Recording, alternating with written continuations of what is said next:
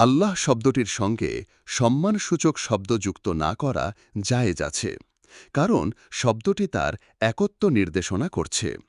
দ্বিতীয়ত, এই শব্দটির জিকির অধিক পরিমাণে করা হয়, অন্য শব্দ যুক্ত করলে জিকির কঠিন হয়ে যায়। তবে আল্লাহর ব্যাপারে তখনই বেয়াদবি হবে যখন কোনো জোয়ান ব্যক্তির মৃত্যুর কারণে কেউ বলে, হায় হায়, কি অসময়ে লোকটির মৃত্যু হল, ছোট ছোট বাচ্চা রয়ে গেছে, এরা বড়ও হতে পারল না। এই কথার দ্বারা সে স্পষ্টত আল্লাহকে দায়ী করে বসেছে যে এই মৃত্যুটি যথাসময়ে না হয়ে অযৌক্তিকভাবে অসময়ে ঘটে গেছে। তখন কোনো বুদ্ধিমান ব্যক্তি এসে বলে, ভাই, তকদিরে যা ছিল তাই হয়েছে, তকদিরের লেখা থেকে বাঁচার কোনো পথ নাই, আল্লাহ পাক বড় বেপরোয়া। এই লোকটিও মৃত্যুর জন্যে আল্লাহ বেপরোয়া হওয়াকে দায়ী করল, নাউজুবিল্লাহ। তবে কি আল্লাহ ব্যবস্থাপনায় কোনো শৃঙ্খলা নাই? তার কি মানুষের উপরে রহম নাই? তার রাজত্ব কি মগের মুল্লুকের রাজত্বের ন্যায়? ইনসাফ ও দয়া বলতে কিছু নাই? মগের মুল্লুকের ঘটনা নামে একটি গল্প সাধারণ লোকের মধ্যে প্রচলিত আছে। এক গুরু সফরে বাহির হয়েছিল, সঙ্গে তার চেলা ছিল। এক দেশের ওপর দিয়ে যাওয়ার সময় দেখে সেখানে সব জিনিসের একই দাম। দুধও ১ টাকায় ১৬ সের, ঘিও ১ টাকায় ১৬ সের, তেলও ১ টাকায় ১৬ সের। গুরু তার চেলাকে বলল, এটাই হলো সেই মগের মুল্লুক যেখানে ইনসাফ ও দয়া বলতে কিছুই নাই, সব জিনিসের একই দাম। তার মানে এখানে ছোটতে বড়তে কোনো পার্থক্য নাই। সুতরাং এখানে বাস করা বিপজ্জনক হবে, চল এখান থেকে শীঘ্রই পালাই। চেলা বলল, না, এখানে ঘি আর দুধ খুব সস্তা, এখানেই থেকে যান, দুধ ঘি খুব খাওয়া যাবে। গুরু বলল, ঠিক আছে, তবে বিপদ আছে। চেলা মজা করে কিছুদিন খুব খেল, খেয়ে দেয়ে একেবারে মোটা হয়ে পড়ল। কিছুকাল পরে একদিন রাজ দরবার হয়ে অতিক্রম করার সময় দেখতে পেল সেখানে একটি মোকদ্দমা পেশ করা হয়েছে। মোকদ্দমাটি ছিল এইরূপ: দুই চোর চুরি করতে গিয়ে এক বাড়িতে শীত কাটল। একজন বাহিরে দাঁড়িয়েছিল, আরেকজন সিধের ভিতরে ঢুকল। সিধের ওপরের দেওয়াল ধসে পড়ল, ফলে চোরটি মারা গেল। বেঁচে থাকা চোরটি এই বলে বাদী হয়েছে যে ইট পড়ে আমার বন্ধু মারা গেছে, সুতরাং বাড়িওয়ালার ফাঁসি চাই। রাজা বাড়িওয়ালাকে দেখে জিজ্ঞাসা করল, এরকম বাড়ি বানানোর উদ্দেশ্য কি ছিল? তোমার ফাঁসির হুকুম হল, কোনো কথা থাকলে বল। বাড়িওয়ালা বলল, হুজুর, আমি নির্দোষ, কাজটি ছিল রাজমিস্ত্রির, আমি এ কাজ করিনি। রাজা জল্লাদকে বলল, একে ছেড়ে দাও, রাজমিস্ত্রিকে ডাকো। সুতরাং রাজমিস্ত্রিকে ডাকা হল। রাজমিস্ত্রি বলল, যোগানদার বালি মাখাত, সে পাতলা গাড়া এনেছিল, যার দরুন গাঁথুনি মজবুত হয়নি, আমি নির্দোষ।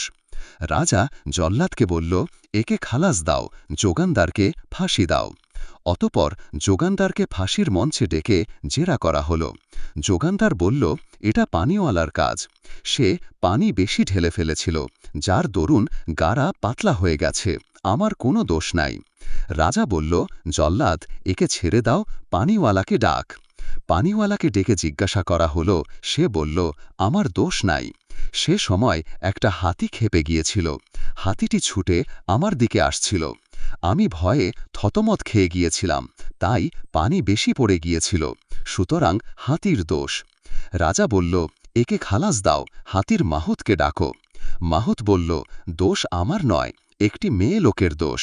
মেয়ে লোকটি হাতির পিছনে পিছনে আসছিল, তার চুরির আঘাত কাঁখের কলসে লেগে এমন এক আওয়াজ সৃষ্টি করেছিল যার দরুন আমার হাতি খেপে গিয়েছিল। রাজা বলল, এই মাহুতকে ছেড়ে দাও, মেয়ে লোকটিকে ফাঁসি দাও। সুতরাং সেই মেয়ে লোকটিকে ফাঁসির মঞ্চে ডাকা হল। মেয়ে লোকটি বলল, আমার দোষ নয়, দোষ স্বর্ণকারের, সেই আমাকে চুরি বানিয়ে দিয়েছিল। রাজা মেয়ে লোকটিকে ছেড়ে দিতে বলল এবং স্বর্ণকারকে হাজির করতে নির্দেশ দিল। স্বর্ণকারকে ডাকা হল। স্বর্ণকার কোনো জবাব দিতে পারল না, তার বাপ দাদা বেঁচে নাই, তাদের কাছ থেকে শেখা কাজ সে করে এসেছে এতকাল। আজ তাদেরকে এই কাঠগড়ায় হাজির করাও যাবে না, জিজ্ঞাসাও করা যাবে না কেন তারা তাকে এ কাজ শিখিয়েছে, তাই সে চুপ করে রইল। সুতরাং বেচারার ফাঁসির হুকুম হয়ে গেল, তাকে ফাঁসির মঞ্চে নেওয়া হল। জল্লাদ আসল, ফাঁসি দিতে গিয়ে দেখে তার গলার চেয়ে দড়ির ফাঁস বড়। রাজাকে জানানো হলো। রাজা বলল, ঠিক আছে, স্বর্ণকারকে ছেড়ে দাও, যার গলা মোটা তাকে ফাঁসি দিয়ে দাও। রাজ দরবারে যত মানুষ ছিল তাদের মধ্যে সেই চেলাটিই ছিল সবচেয়ে মোটা। তাকেই ফাঁসির মঞ্চে আনা হলো। চেলা বড় বিপদে পড়ে গেল। সে গুরুকে ধরে বলল, গুরু, আমাকে বাঁচিয়ে নিন। গুরু বলল, বেটা, আমি তোকে আগেই বলেছিলাম এদেশে থাকা খুব বিপদ হবে। এখন দুধ ঘি খাওয়ার মজা দেখ। চেলা বলল, আমি তওবা করলাম গুরু, এবার আমাকে বাঁচিয়ে নিন।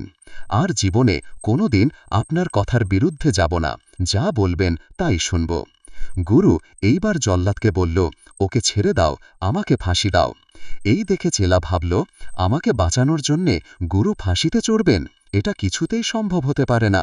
আমি বেঁচে থাকব আর গুরুর ফাঁসি হবে, তা আমি বেঁচে থাকতে হতে দিব না। সে জল্লাদকে বলল, কখনো না, ফাঁসি আমাকে দাও। গুরু বলল, না, ফাঁসি আমাকে দিতে হবে। এই নিয়ে দুইজনে তুমুল ঝগড়া।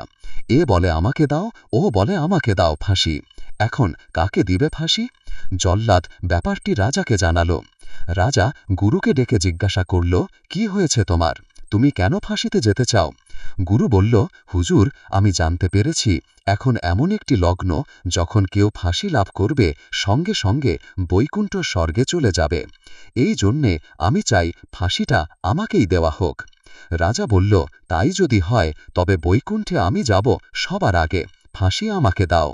ভিডিওটি কেমন লাগলো অবশ্যই জানাবেন।